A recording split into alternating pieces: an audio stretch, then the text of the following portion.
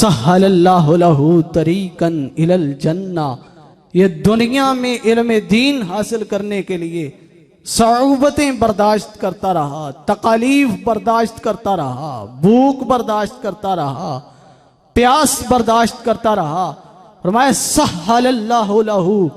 طریقاً الی الجنہ۔ کل قیامت کے دن،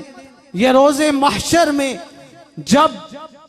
ساری دنیا، ساری مخلوق پیاس سے بلک رہی ہوگی، اس وقت اللہ اس کی پیاس کی شدت کو کم فرما دے گا۔ جب پل صراط پر چلتے ہوئے لوگ کٹ کٹ کر جہنم میں گر رہے ہوں گے اور پل صراط پر چلنا ان کے لیے مشکل ہو جائے گا، مصطفیٰ جان رحمت نے فرمایا جتنا اس نے سفر مشکل کا یہاں پر برداشت کیا ہے، اللہ قیامت کے دن اس کا پل صراط کا سفر آسان فرما دے گا۔ سہل اللہ لہ طریقاً الی الجنہ، علم دین حاصل کرنے کے راستے میں جتنی مشکلات اس نے برداشت کی ہیں، اللہ تعالیٰ جنت میں جانے کے لیے روز محشر اتنی آسانیاں پیدا فرما دے گا۔ یہ علم دین حاصل کرنا، اور پھر یہیں پر بس نہیں ہوا، ایک ہے یہ روایتی طریقے سے علم دین حاصل کرنا کہ کسی مدرسہ میں، جامعہ میں داخلہ لے لینا اور وہاں پر جا کر ذانو تلمذ طے کرنا، اساتذہ اکرام سے قرآن و حدیث پڑھنا، ایک یہ علم دین حاصل کرنے کا روایتی طریقہ۔ ایک طریقہ وہ ہے جو آج ہم بنا کر بیٹھے ہیں کہ آپ بھی اپنے گھر سے چل کر آئے اور میں بھی چل کے آیا، آپ مہمان بھی آ رہے ہیں، مفتی صاحب بھی تشریف لا رہے ہیں۔ یہ غیر روایتی طریقہ کہ جو جگہ جگہ پر علم دین کی محفلیں سجائی جاتی ہیں، ان کے بارے میں بھی محبوب علیہ السلام نے اسی حدیث شریف کا اگلا حصہ ہے، جناب مصطفیٰ کریم جان رحمت صلی اللہ علیہ وسلم ارشاد فرماتے ہیں وَمَنِ اجْتَمَعَ الْمُسْلِمُونَ فِي بَيْتٍ مِّن بُيُوتِ اللَّهِ۔ ایک تو وہ ہے کہ جس نے روایتی طریقے سے ذانو تلمذ طے کیا، 8-10 سال لگائے۔ دوسری طرف وہ ہے کہ جو چل کر اپنے گھر سے نرم و گداز بستر کو چھوڑ کر آ گیا اور آ کر مسجد میں بیٹھ گیا، مسجد میں بیٹھ کر کیا کیا وَمَنِ اجْتَمَعَ الْمُسْلِمُونَ، اور جب مسلمانوں کا اجتماع ہوتا ہے۔ آج لوگ کہتے ہیں دعوت اسلامی والوں نے پتہ نہیں کہاں سے اجتماع نکالا ہے، یہ اجتماع مصطفیٰ جان رحمت صلی اللہ علیہ وسلم کی حدیث میں موجود ہے۔ وَمَنِ اجْتَمَعَ الْمُسْلِمُونَ فِي بَيْتٍ مِّن بُيُوتِ اللَّهِ، اللہ کے گھروں میں سے کسی ایک گھر میں مسلمان قوم اکٹھی ہو گئی اور کیا کیا یتلون کتاب اللہ، اللہ کی آیات، کتاب کی آیات کی تلاوت کی، جس طرح ابھی قاری صاحب تلاوت فرمائیں گے، تو اللہ کی کتاب کی آیات کی تلاوت کی، یتلون کتاب اللہ وَيَتَدَارَسُونَهُ بَيْنَهُمْ، اور تلاوت کرنے کے بعد فقط تلاوت پر ہی انحصار نہیں کیا، بلکہ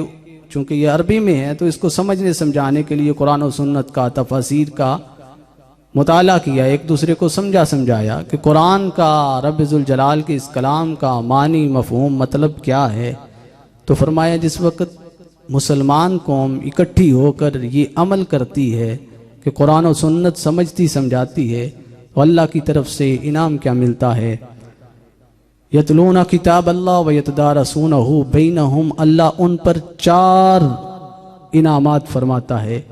اللہ نزلت علیہم السکینہ، سارے دن کے تھکے ہوئے، گھبرائے ہوئے، پریشانیوں میں مبتلا، بے چینیوں میں مبتلا، کسی کو مال کی فکر، کسی کو اولاد کی فکر، کسی کا مالی نقصان، کسی کا جانی نقصان، کوئی ٹھوکر زمانے کی کھایا ہوا، کوئی ٹھوکر مخلوق کی کھایا ہوا، آ کر اس کریم رب کے گھر میں بیٹھ کر قرآن پڑھتا پڑھاتا ہے۔ اللہ کے حبیب علیہ السلام فرماتے ہیں اللہ نزلت علیہم السکینہ، سارے زمانے کی پریشانیاں اسے موجود ہوں، اللہ کے گھر میں آ کر بیٹھنے کی برکت سے، قرآن و حدیث سننے سنانے کی برکت سے اللہ اس کے دل پر سکون کی بارش نازل فرما دیتا ہے۔ اللہ نزلت علیہم السکینہ وغشیتہم الرحمہ، اور فرمایا پھر اللہ تعالیٰ کی رحمت کے فرشتے جو ان محافل کو، ذکر و اذکار کی محافل کو تلاش کر رہے ہوتے ہیں، اس کو گھیر لیتے ہیں، اللہ کی رحمتیں اس کو گھیر لیتی ہیں۔ वखफ़तहुमुल الملائکہ، اور فرشتوں کی اس مجلس میں حاضری ہوتی ہے۔ اور آخری انعام ارشاد فرمایا وَذَكَرَهُمُ اللَّهُ فِي مَنْ عِنْدَهُ، وہ یہاں مخلوق میں بیٹھ کر، لوگوں میں بیٹھ کر، اپنے ساتھیوں میں بیٹھ کر علم دین پڑھا رہا ہوتا ہے، سیکھ رہا ہوتا ہے، سکھا رہا ہوتا ہے، تو اللہ تعالیٰ عرش بریں پر اس کا نام لے کر فرشتوں میں اس پر فخر فرماتا ہے۔ یہ علم دین بھی بنیادی طور پر بڑی فضیلتوں کا حامل ہے۔ فرمایا ایک بندہ جس وقت انتقال کر گیا، فوت ہو گیا، اس کے نامہ اعمال کلوز بند ہو گیا، رجسٹر فقط 3 چیزوں کے، اور فرمایا پہلی چیز العلم ينتفع به، جس نے ساری زندگی علم دین پڑھا اور آگے پڑھاتا رہا، پہلے قرآن خود سیکھا پھر آگے سکھاتا رہا۔ آج ہم سمجھتے ہیں کہ جس کے پاس زیادہ مال و دولت ہے وہ بہتر ہے، یا جو اچھا کاروبار رکھتا ہے وہ بہتر ہے، یا جو ڈاکٹر بن گیا، انجینئر بن گیا وہ بہتر ہے۔ مصطفیٰ جان رحمت صلی اللہ علیہ وسلم نے فرمایا یہ اپنی اپنی جگہ پر اگر انسانیت کی خدمت کریں گے، اہل اسلام کی خدمت کریں گے تو یہ بھی عبادت ہے، لیکن فرمایا خیر، بہتر تم میں سے کون ہے؟ خیرکم من تعلم القرآن وعلمہ، ڈاکٹر بہتر ہے لیکن بعد میں، انجینئر بہتر ہے لیکن بعد میں اگر اہل اسلام کی خدمت کرتا ہو، یہ سارے صوبے، ٹیچر بہتر ہے لیکن بعد میں فرمایا سب سے بہترین وہ ہے جو قرآن یہاں پڑھتا ہو، یہاں پڑھاتا ہو، جس نے ساری زندگی قرآن سیکھا اور پھر قرآن سکھایا، وہ بہتر ہے۔ بلکہ مصطفیٰ کریم جان رحمت صلی اللہ علیہ وسلم نے ارشاد فرمایا، آپ نے فرمایا مومن جو ہے یہ ساری زندگی اس جہد مسلسل میں گزارتا ہے، مومن کبھی بھی تھک کر بیٹھ نہیں جاتا، مومن کی ایک شان ہی نہیں ہے کہ وہ کسی مقام پر جا کر کہے کہ اب جو کچھ کرنا تھا دنیا میں نے کر لیا، اب بس ختم، بلکہ نہ، فرمایا ایک ڈیوٹی وہ ساری زندگی کرتا رہتا ہے، ایک ایسی ڈیوٹی ہے جو اللہ تعالیٰ نے اس کی گود سے لے کر قبر تک لگا دی ہے، اور فرمایا وہ کیا ہے؟ اطلب العلم من المہد الی اللہ، فرمایا یہ ماں کی گود سے اللہ کی داستان کو شروع کرتا ہے اور قبر کی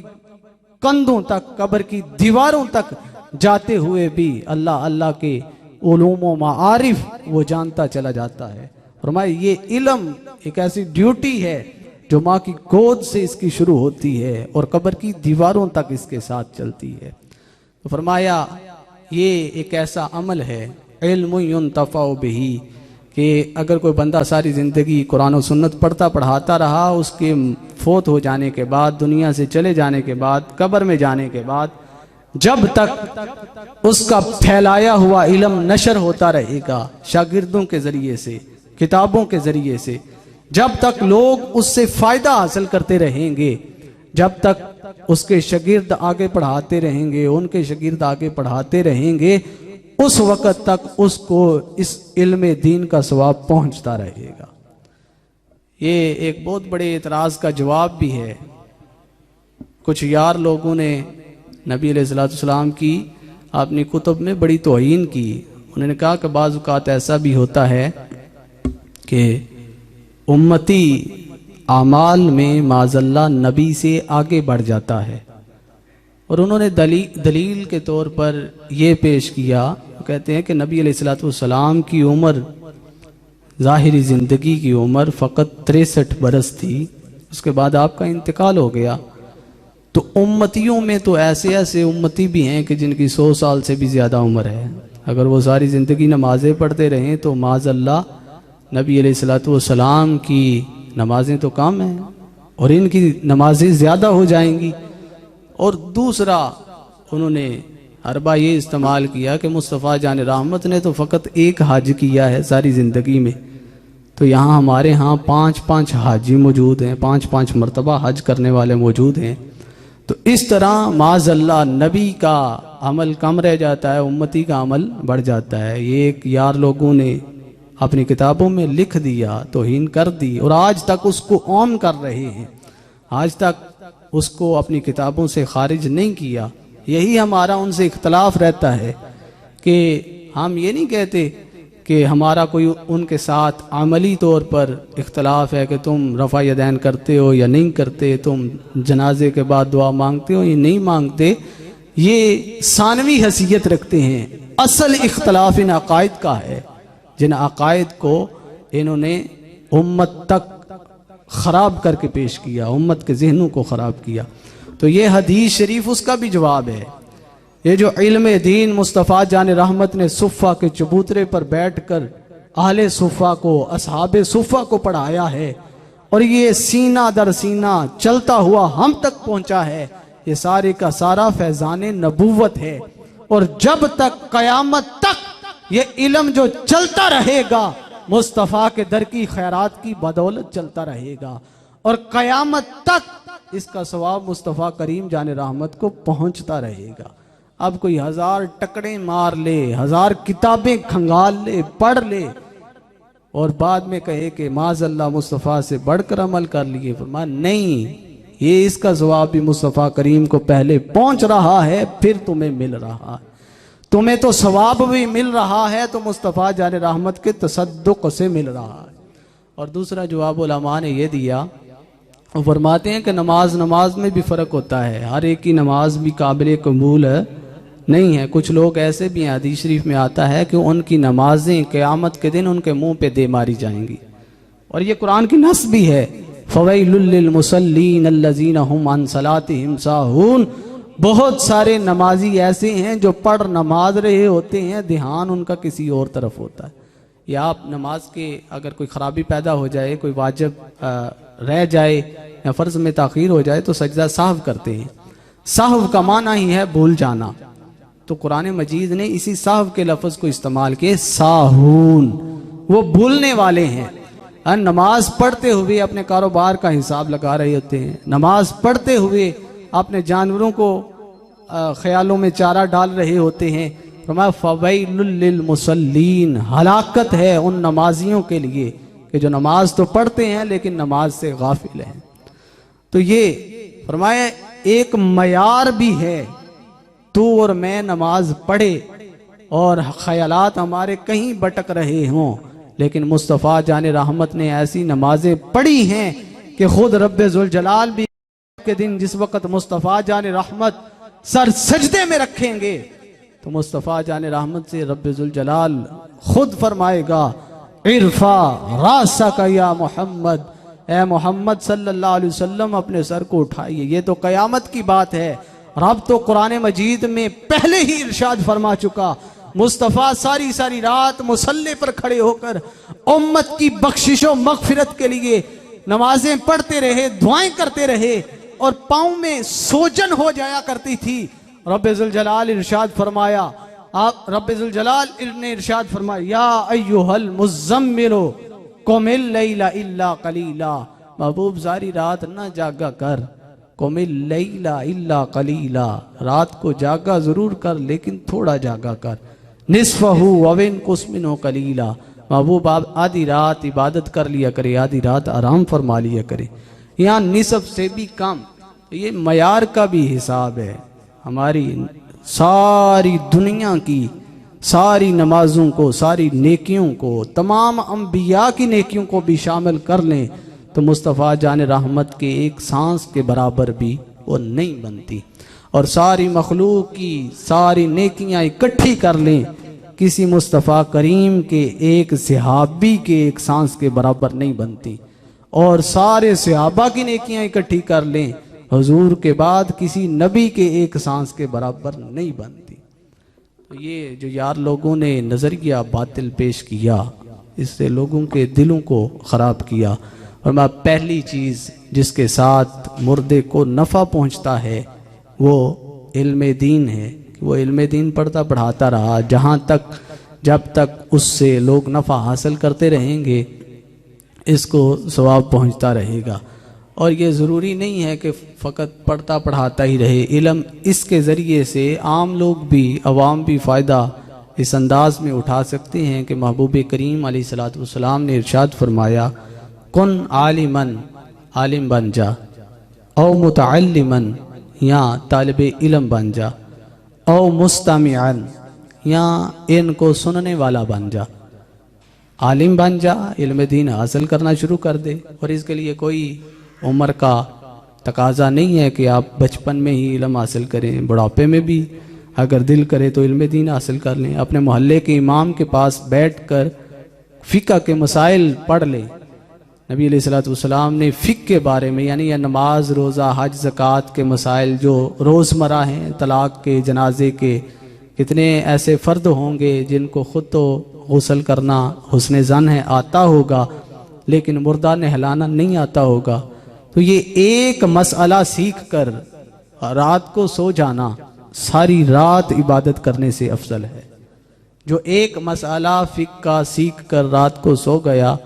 اور دوسری طرف ایک بندہ ساری رات نفل پڑھتا رہا، فرمایا یہ نفل پڑھنے والے سے ایک مسئلہ سیکھ کر سو جانے والا افضل ہے۔ اس کی کوئی عمر نہیں ہے کہ آپ بزرگ ہو گئے ہیں یا بڑھاپے میں آ گئے ہیں۔ کئی صحابہ کبار علیہم رضوان ایسے بھی تھے کہ وہ کہا کرتے تھے اگر ہمیں پتہ چلے کہ ہم نے کل فوت ہو جانا ہے، اگر ہمیں پتہ چل جائے کہ ہم نے کل یا شام کو انتقال کر جانا ہے، تو وہ فرمایا کرتے تھے تو ہماری سب سے پہلی ترجیح یہ ہوگی کہ ہم علم دین میں مشغول ہو جائیں، ہم فقہ کا علم حاصل کرنا شروع کر دیں۔ یہ جتنی دیر تک یہ چلتا رہے گا، فرمایا 5 بندے بننا، کن عالمن، عالم بن جانا، علم حاصل کرنا شروع کر دینا، کسی بھی عمر میں ہو۔ یہ ذہن کی بات ہے، یہ شوق کی بات ہے، یہ ذوق کی بات ہے۔ عالم بن جا، او متعلمن، یہاں فرمایا متعلم بن جا، یعنی شاگرد بن جا، کسی سے علم حاصل کرنا شروع کر دے۔ او مستمعن، یہاں فرمایا علماء کو یا طلباء دینیہ کو سننے والا بن جا۔ یہ ہمارے معاشرے کا بہت بڑا المیہ ہے کہ ہم علماء طلباء کو نہیں سنتے، ہم شعراء کو سنتے ہیں، ہم سریلے لوگوں کو سنتے ہیں، ہم ان کو سنتے ہیں کہ جو مشرق سے بات کو شروع کرے اور مغرب تک کھینچ کے دے مارے، اور ہم ان کو سنتے ہیں کہ جو فقط من گھڑت روایات سر لگا کر سناتے ہیں، جن کا علم کے ساتھ دور دور تک تعلق نہیں ہوتا۔ فرمایا عالم بن جا یا متعلم بن جا، شاگرد بن جا، یا ان دونوں میں سے کسی کو سننے والا بن جا۔ او مستامعن او ناصرن، فرمایا اگر تو عالم نہیں بن سکتا، اتنا وقت نہیں ہے تیرے پاس، متعلم بھی نہیں بن سکتا، 2 گھنٹے نہیں دے سکتا، اور 1 گھنٹہ جا کر مسجد میں ان کو سن بھی نہیں سکتا، پھر کیا؟ فرمایا ایسا کر او ناصر اللہم، ان کی مدد کرنے والا بن جا۔ طالب علم کو تلاش کر، اس کو کوئی پین لے کر دے دے، کوئی کاپی لے کر دے دے۔ طالب علم کو تلاش کر، اس کو کوئی کپڑا لے کر دے دے، کوئی جوتا لے کر دے دے۔ طالب علموں کو تلاش کر، جہاں وہ پڑھتے ہیں ان کے مدرسے کی خدمت کر دے، ان کو کھانا مہیا کر دے۔ فرمایا اس کا بھی اجر و ثواب ویسے ہی ملے گا جب تک ادارے میں، کسی جامعہ میں تو پیسہ خرچ کرے گا، جتنی دیر تک وہاں قال اللہ قال رسول اللہ کی صدائیں بلند ہوتی رہیں گی، رب ذوالجلال تیرے نامہ اعمال میں نیکیاں لکھتا رہے گا۔ مستامعن و ناصر اللہ، فرمایا یہ 4 چیزیں، 4 اشخاص، 4 شخصیات بننے کی تم کو اجازت ہے۔ فرمایا لا خمسۃ، 5واں نہ بننا،